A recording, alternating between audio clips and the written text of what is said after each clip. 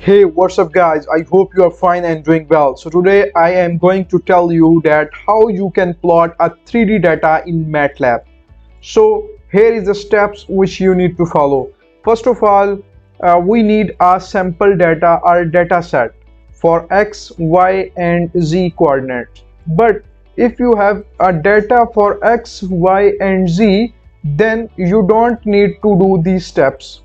You directly load the data like X is equal to load, and you can put your data file which is like in Excel, which is like in CSV format, whichever you want.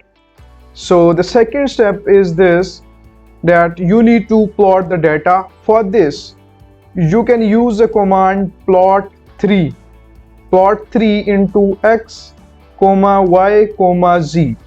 So it will generate a 3D plot in MATLAB.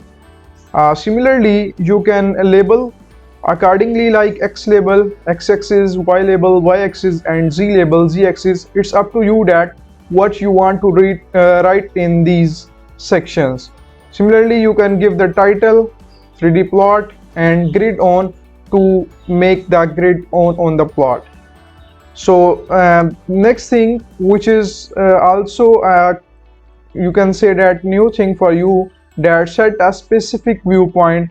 We can set any specific viewpoint, like we want to view the plot in X and Y coordinate, like X is equal to 45 and Y is equal to 30. So let's run this code and see what will be the results.